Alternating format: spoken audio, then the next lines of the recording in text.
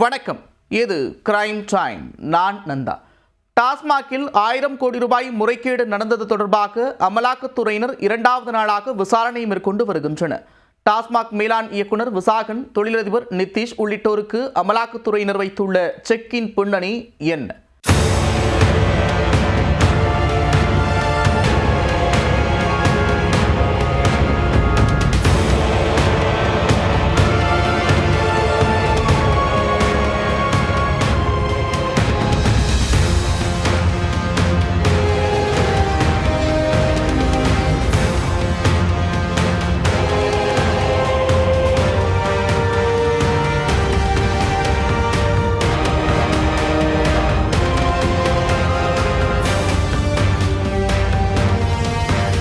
டாஸ்மாக் மதுபான விற்பனையில் 1000 கோடி ரூபாய் வரை முறைகேடு நடந்ததாக புகார் எழுந்த நிலையில் கடந்த மார்ச் மாதம் டாஸ்மாக் தலைமை அலுவலகத்தில் அமலாக்கத்துறை சோதனை நடத்தின.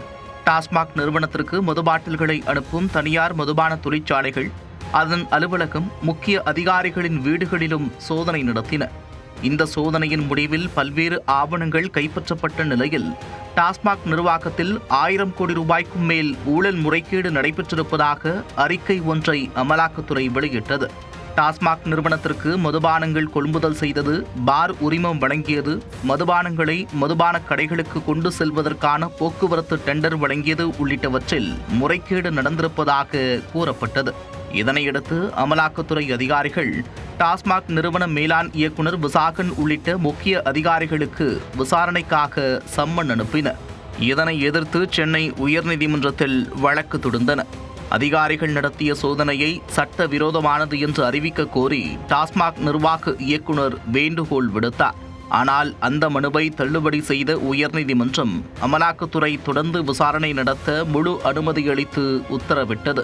இந்நிலையில் டாஸ்மாக் முறைகேடு தொடர்பாக அமலாக்கத்துறையினர் மீண்டும் சோதனையை தொடங்கினர். டாஸ்மாக் நிர்வாகிகளுக்கு மீண்டும் சம்மன் அனுப்பினர். ஆனால் டாஸ்மாக் முக்கிய அதிகாரிகள் யாரும் விசாரணைக்கு ஆஜராகாமல் இருந்து வந்தனர். இந்நிலையில் இந்த வழக்கு தொடர்பாக மே 16ஆம் தேதி முதல் சென்னையில் அமலாக்கத்துறை அதிகாரிகள் சோதனை மேற்கொண்டனர். குறிப்பாக சென்னை மணப்பாக்கத்தில் உள்ள டாஸ்மாக் நிறுவன மேலாண் இயக்குனர் விசாகன் வீட்டில் மத்திய ரிசர்வ் பாதுகாப்பு படை போலீசார் உதவியுடன் 5க்கும் மேற்பட்ட அமலாக்கத்துறை அதிகாரிகள் சோதனை நடத்தினர். அப்போது அவரது வீட்டின் அருகே நகலெடுக்கப்பட்ட வாட்ஸ்அப் சாட் ஸ்கிரீன்ஷாட் பேப்பர்கள் கிழித்து வீசப்பட்டிருந்தன. மதுபான கொள்முதல், மதுபான டெண்டர் எடுப்பது, சில டாஸ்மாக் கடை தொடர்பாகவும் நீதிமன்ற வழக்கு தொடர்பாகவும் பரிமாறப்பட்ட தகவல்கள் அதில் இருந்ததாக கூறப்படுகிறது. இந்நிலையில் தகவல்கள் எல்லாம் கடந்த ஓராண்டிற்கு முன்னதாக உரையாடப்பட்டதாக தெரிகிறது. 20க்கும் மேற்பட்ட பக்கங்கள் கொண்ட அந்த நகல்களை அதிகாரிகள் எடுத்துச் சென்றனர்.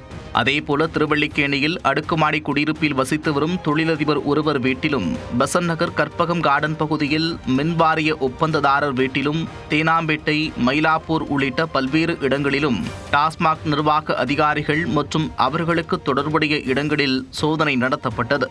அதேபோல சூளைமேடு, கல்யாணபுரத்தில் உள்ள SNJ மதுபான நிறுவன அலுவலகத்திலும் சோதனை நடந்தது. இதற்கிடையே தேனாம்பேட்டையில் உள்ள திரைப்பட தயாரிப்பாளர் ஆகாஷ் பாஸ்கரன் வீட்டில் சோதனை நடத்தப்பட்டிருப்பது பல்வேறு கேள்விகளை எழுப்பியுள்ளது. அமரன், காத்துவாக்கில் 2 காதல் படங்களில் உதவி இயக்குநராகவும் பணியாற்றியவர் ஆகாஷ் பாஸ்கரன். தனுஷ் நடித்து வரும் இட்லி கடை, சிவகார்த்திகை நடிக்கும் பராசக்தி, சிம்பு நடிக்கும் 49வது படம் என ஒரே நேரத்தில் 3 முக்கிய நடிகர்களின் படங்களை தயாரித்து வருகிறார் பாஸ்கரன். இது தவிர இதயம் முரளி என்ற படத்தை இயக்கி தயாரிக்கிறார்.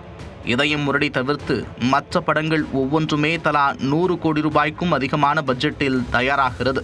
ஒரே நேரத்தில் இத்தனை படங்கள் தயாரிக்க பணம் வந்தது எப்படி என்ற கேள்விகளின் அடிப்படையில் இந்த சோதனை நடந்ததாக கூறப்படுகிறது. இந்நிலையில் 2 வாகனங்களில் வந்த 5 அதிகாரிகள் கொண்ட அமலாக்கத்துறை குழுவினர் ஆகாஷ் வீட்டில் சோதனையில் ஈடுபட்டனர். இதற்கிடையே நுங்கம்பாக்கத்தில் உள்ள அமலாக்கத்துறை அலுவலகத்திற்கு டாஸ்மாக் நிறுவன மேலாண் இயக்குனர் விசாகனை அழைத்து சென்று அதிகாரிகள் விசாரணை நடத்தினர். சோதனையின் போது கைப்பற்றப்பட்ட டெண்டர் குறித்த ஆவணங்களின் அடிப்படையில் விசாகனிடம் 5 மணி நேரமாக விசாரணை நீடித்த நிலையில் அவரது மனைவியிடமும் விசாரணை நடத்தினர். விசாகன் வீட்டருகே கைப்பற்றப்பட்ட வாட்ஸ்அப் சேட்டிங் நகல்கள் மூலம் பட்டினப்பாக்கம் எம்ஆர்சி நகரில் அடுக்குமாடி குடியிருப்பில் வசித்து வரும் ரிதீஷ் என்பவரது வீட்டிற்கு அமலாக்கத்துறை அதிகாரிகள் குழுவினர் சென்றனர். ஆனால் அதிகாரிகள் வருவதை முன்கூட்டியே தெரிந்து கொண்டவர் வெளிநாடு சென்று விட்டதாக கூறப்படுகிறது. இதனையடுத்து ரிதீஷ் வீட்டிற்கு அமலாக்கத்துறையினர் சீல் வைத்துள்ளனர். வீட்டில் உள்ள பணம் மற்றும் ஆவணங்களை பாதுகாக்கும் வகையில் இந்த நடவடிக்கை எடுக்கப்பட்டிருப்பதாக அதிகாரிகள் தெரிவித்துள்ளனர். தொடர்ந்து திரைப்பட தயாரிப்பாளர் ஆகாஷ் பாஸ்கரன் வீடு உட்பட 12 இடங்களில் 2வது நாளாக அமலாக்கத்துறை சோதனை நடந்து வருகிறது. விசாரணையின் முடிவில்தான் எந்த மாதிரியான ஆவணங்கள் கைப்பற்றப்பட்டுள்ளது, பணம் ஏதாவது சிக்கியிருக்கிறதா என்பது குறித்து முழு விவரங்கள் வெளியாகும் என்றும் தெரிவிக்கப்பட்டுள்ளது.